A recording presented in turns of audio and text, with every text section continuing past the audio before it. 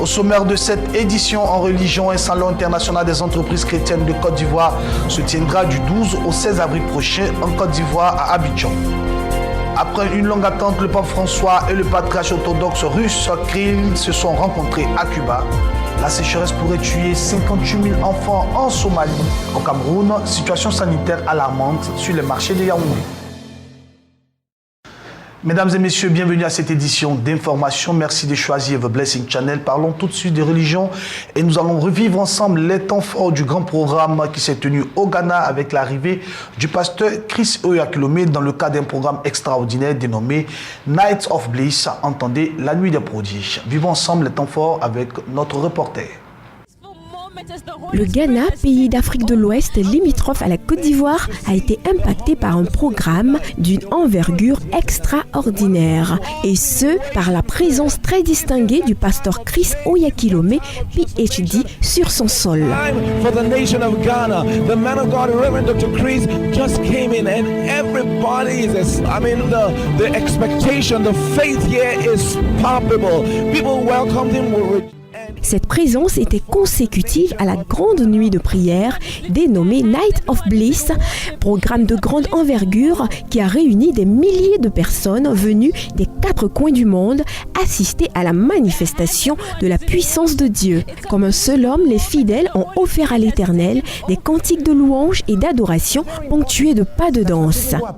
S'appuyant sur la parole de Dieu, le pasteur Chris n'a pas manqué d'enseigner le peuple de Dieu présent à travers un message très poignant.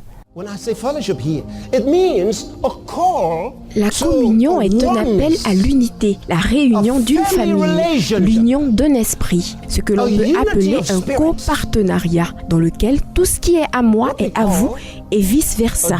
Et Dieu nous a appelés à partager cette même communion avec lui. S'appuyant sur la parole de Dieu, le pasteur Chris Oyakhilome, orateur principal de ce grand événement, n'a pas manqué d'enseigner le peuple de Dieu présent à travers un message très poignant. À l'instar de tous les programmes organisés par le pasteur Chris Oyakhilome, plusieurs miracles et prodiges ont été opérés par l'Esprit de Dieu au travers de son serviteur. Des paralytiques ont marché, des malades ont été guéris et plusieurs personnes ont reçu le salut. Encore une fois, plusieurs vies ont été impactées au travers du ministère du serviteur de Dieu, le pasteur Chris Oyakhilome. Comme annoncé dans les titres, un salon international des entreprises chrétiennes de Côte d'Ivoire se tiendra du 12 au 16 avril prochain en Côte d'Ivoire. Le lancement officiel a été fait suivant notre équipe de reportage. Plusieurs personnalités du monde chrétien, des affaires et de l'entrepreneuriat n'ont pas voulu se faire compter cet événement inédit qu'est le lancement officiel du premier salon international de l'entreprise chrétienne dénommé Canaan. À l'initiative de ABC Services, le salon Canaan a pour objectif de contribuer à l'essor économique national par le développement des entreprises chrétiennes. Pour cette première édition du Canaan 2016, 150 entreprises exposantes sont attendues pour 500 000 visiteurs. Selon les organisateurs de cette plateforme d'échange et d'opportunités d'affaires, le salon doit avoir l'adhésion du corps du Christ et au-delà, attirer tout entrepreneur et investisseur. Si vous avez entre vos mains un projet que vous pensez être viable, Canaan 2016 est la terre promise de votre entreprise. Nous invitons donc à participer en vous inscrivant et en réservant votre stand. En Côte d'Ivoire, 40% de la population est chrétienne et selon les estimations de ABC Services, 30% des entreprises appartiennent ou sont gérées par des chrétiens. C'est un vivier important qui peut contribuer à l'atteinte des objectifs économiques de la Côte d'Ivoire. À travers le ministère du Commerce, de l'Artisanat et de la promotion des PME, le gouvernement ivoirien apporte son soutien à ce premier salon de l'entreprise chrétienne. C'est donc un honneur pour le ministère du Commerce d'accompagner un tel événement qui inaugure de bonnes perspectives pour accompagner la Côte d'Ivoire à atteindre l'émergence en 2020. Canaan 2016 se tiendra du 12 au 16 avril 2016 au Parc des Sports de Trècheville à Abidjan. Parlons toujours de religion avec cette note triste des hommages rendus à la chanteuse de gospel Marie Moussamou qui a rendu l'âme. Des dizaines de milliers de fans et de chrétiens se sont rassemblés dans le stade des Martyrs de Kinshasa pour faire les adieux à la célèbre chanteuse de gospel congolaise Marie Moussamou. Des dizaines de milliers d'habitants de la République démocratique du Congo sont venus se recueillir devant le cercueil de la chanteuse dans l'enceinte du stade des Martyrs. Le corps de Marie Missamou a été exposé dans une chapelle ardente dressée au bout d'un tapis rouge sur un podium. Mais pour des raisons de sécurité, un commandant de police déclare que l'événement a nécessité le déploiement de près de 2000 agents des forces de l'ordre. Un dispositif jugé trop strict par la majorité des fans éplorés qui ne voient pas d'un très bon œil le zèle dont ont fait preuve certains policiers, leur interdisant parfois l'accès à la dépouille de la star du gospel. Après une longue attente, le pape François et le patriarche orthodoxe russe Kirill se sont rencontrés à Cuba, une rencontre historique qui scelle ainsi le rapprochement entre chrétiens d'Orient et d'Occident près de 1000 ans après le schisme. Enfin, nous nous voyons, a lancé d'emblée le pape François au patriarche orthodoxe russe Kirill dans ce petit salon de l'aéroport de la Havane où a eu lieu la rencontre historique entre les deux hommes. Rencontre qui scelle le rapprochement près de 1000 ans après le schisme entre chrétiens d'Orient et d'Occident, c'était en 1054. Les deux hommes ont signé une déclaration commune. Ils disent regretter les blessures causées par les conflits d'un passé lointain et récent. Le texte exhorte par ailleurs la communauté internationale à s'engager et à agir contre l'éviction des chrétiens au Proche-Orient, et notamment, est-il précisé, en Syrie et en Irak, où la violence a déjà emporté des milliers de vies, laissant des millions de personnes sans abri ni ressources. Les deux hommes ont appelé au déblocage d'une aide humanitaire à grande échelle pour venir en aide aux victimes du conflit syrien, mais aussi aux réfugiés dans les pays voisins. En matière de géopolitique, enfin, François a évité de condamner la politique du chef du Kremlin en Ukraine. Diplomate, il avait déclaré en amont de cette rencontre que la Russie pouvait beaucoup pour la paix mondiale. Nous ouvrons à présent l'actualité africaine. Comment différencier un zèbre d'un autre en observant leur rayures à l'aide d'un logiciel spécifique qui peut identifier leur code barre naturel. Cela a aussi permis de mener à bien le tout premier recensement dans la savane du nord du Kenya. Comment différencier un zèbre d'un autre? En observant leurs rayures à l'aide d'un logiciel spécifique qui peut identifier leur code barre naturel. Cela a permis de mener à bien le tout premier recensement dans la savane du nord du Kenya des zèbres de Grevi, l'espèce de zèbre la plus menacée d'extinction. Leur nombre a été divisé par 6 en 30 ans. Il y a très peu de zèbres de Grevi, affirme une membre de l'association protectrice de cette espèce. Du coup, à chaque individu qui est tué pour sa viande ou pour le braconnage, par exemple pour leur peau, ce qui arrive assez rarement aujourd'hui, eh bien, cela a un impact important sur la population des zèbres de Grevi. D'après l'association de défense des zèbres de Grevi, c'est la première fois que la science fait appel aux citoyens pour recenser l'espèce. 50 véhicules transportant des équipes de chercheurs, de défenseurs de l'environnement et de bénévoles ont pris en photo tous les zèbres de Grevi qu'ils voyaient avec des caméras équipées de GPS. Pour analyser les résultats et estimer la population de zèbres dans tout le pays, le recensement va utiliser un nouveau logiciel appelé Hotspotter, conçu par l'université de Princeton aux États-Unis. Il cherche les parties du corps où les rayures sont courbes et se croisent. Ils enregistrent les données qu'ils appellent hotspots. Ils comparent tous les hotspots de la photo avec ceux de toutes les photos archivées.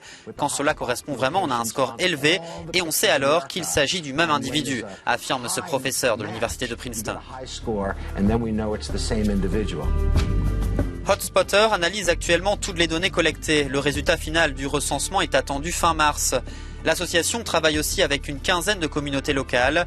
Ils y ont recruté des guetteurs de zèbres, ce qui leur permet aussi de toucher de petits revenus. La sécheresse sévit également en Somalie et aussi en Éthiopie, où l'ONU tire la sonnette d'alarme. Selon l'Organisation des Nations Unies, la sécheresse menace directement des millions de personnes. L'ONU lance un appel à financement à hauteur de 792 millions d'euros pour faire face à cette crise de la faim. L'ONU tire la sonnette d'alarme en Éthiopie et en Somalie où la sécheresse menace directement la santé de millions de personnes. Elles ont besoin d'une aide alimentaire d'urgence. Près de 60 000 enfants souffrant de malnutrition seraient en danger imminent. L'ONU lance un appel à financement de 792 millions d'euros pour faire face à cette crise de la faim. Selon le gouvernement zimbabwéen, 16 000 vaches sont mortes et 75% des récoltes ont été saccagées par la sécheresse qui frappe le pays depuis maintenant plusieurs mois. Le Zimbabwe s'est déclaré en état de catastrophe naturelle. Le Zimbabwe s'est déclaré en état de catastrophe naturelle. En cause, la sécheresse exceptionnelle qui frappe l'Afrique australe depuis plusieurs mois, une période qui est justement celle du semis. 16 000 vaches sont déjà mortes, 75% des récoltes ont été saccagées selon le gouvernement. Le pays devra donc importer massivement du maïs, l'aliment de base au Zimbabwe.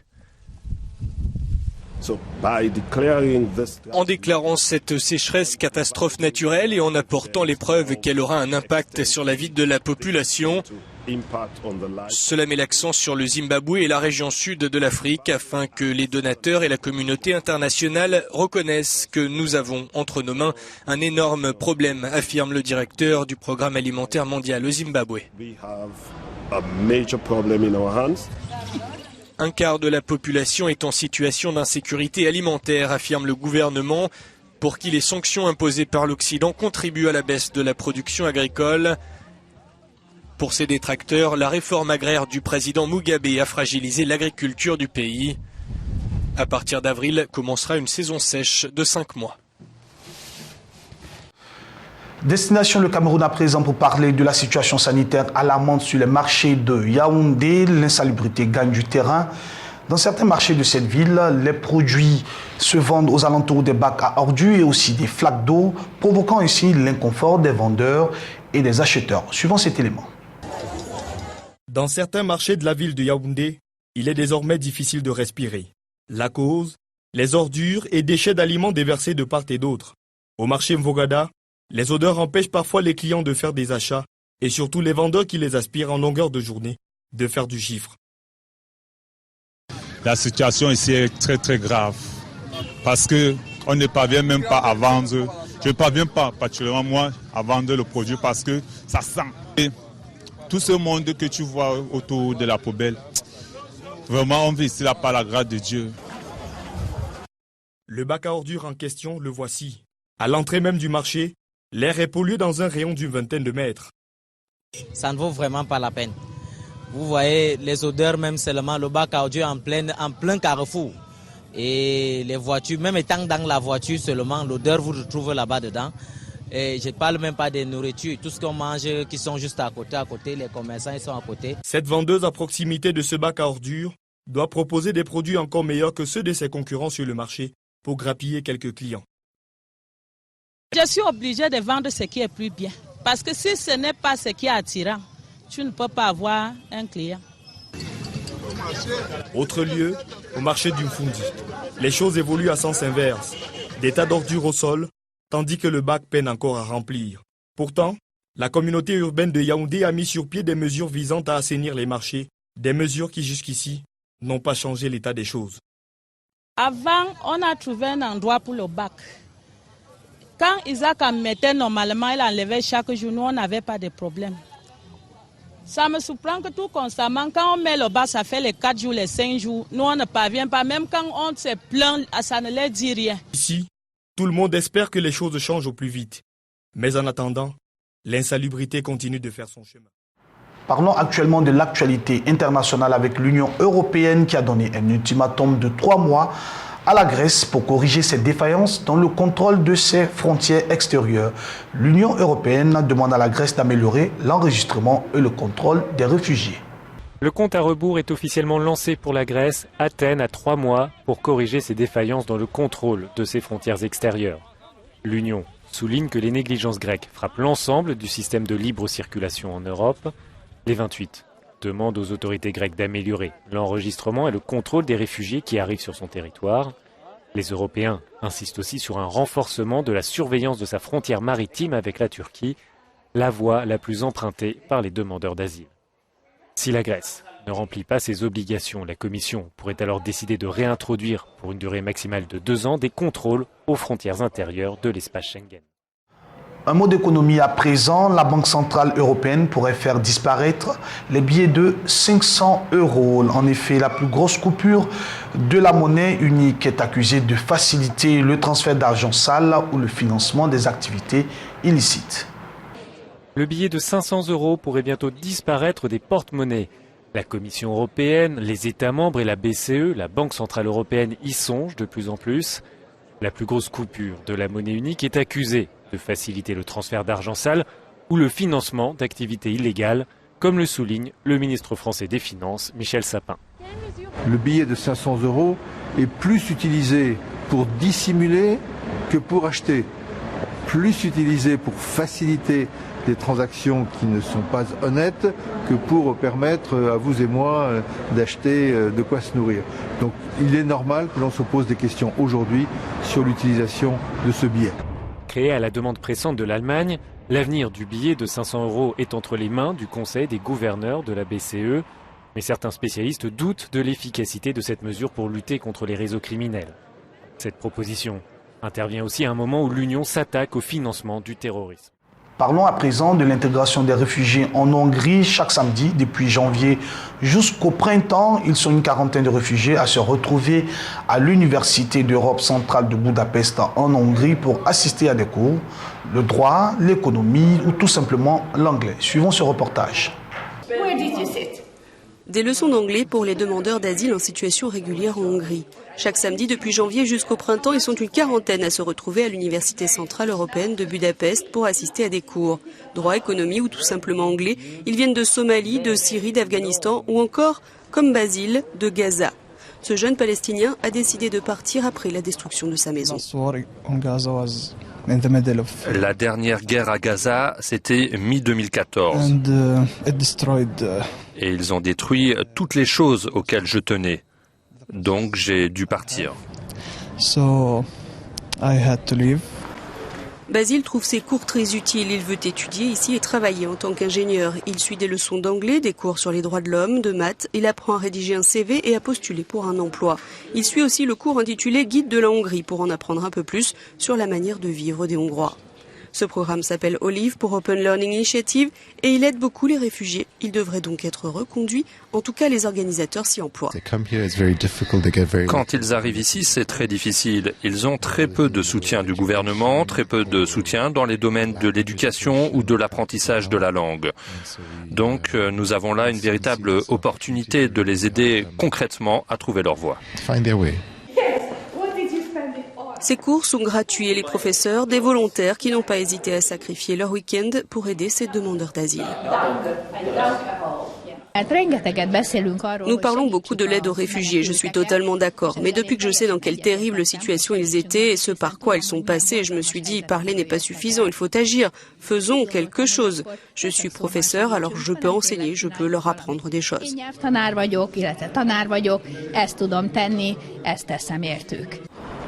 Basile souhaitait commencer sa nouvelle vie en Belgique, mais l'accord de Dublin II l'a forcé à revenir en Hongrie, là où il avait été enregistré à son entrée sur le territoire européen. Ce n'était pas son premier choix, mais il commence à apprécier.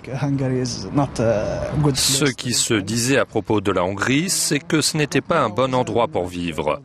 Mais après 7 mois passés ici, je pense que ce n'est pas si mal. Je peux commencer ici, c'est plus sûr qu'à Gaza au moins. Et pour Basile, ces cours du samedi représentent aussi la chance de pouvoir apprendre à connaître des gens dans un pays où il n'a personne. Terminons cette édition d'information en parlant de sport. La Confédération africaine de football, en abrégé CAF, a apporté son soutien unanime à la candidature du cheikh Salman Bahreïn pour succéder à Joseph Blatter à la présidence de la FIFA. Nous suivons ici les réactions des candidats. Il y a 54 fédérations sur ce continent. Beaucoup d'entre elles feront leur propre choix. Je suis un démocrate et nous devons tous l'être. Et les fédérations ont toutes les raisons de faire leur propre vote. Ce n'est pas le choix de la Confédération africaine, c'est une recommandation du comité exécutif de la CAF, tout en laissant libre chaque fédération de prendre la décision qu'elle veut. Donc moi, je vais voir, j'ai vu, je rencontre toutes les fédérations individuellement, mais je ne représente pas l'Europe, je représente le football. J'ai des soutiens très forts de fédérations individuelles en Amérique du Sud, en Amérique du Nord, dans les Caraïbes, partout dans le monde. Donc je pense que les fédérations vont choisir en leur âme et conscience qui est le meilleur candidat pour le futur du football. Donc partant de là, voilà, j'y vais positivement, mais je suis toujours très très confiant. Mesdames et messieurs, c'est ici que prend fin cette édition d'information qui vous a été préparée par l'ensemble de la rédaction. Bonne suite de programmes sur le Blessing Channel. Dieu vous bénisse, à bientôt.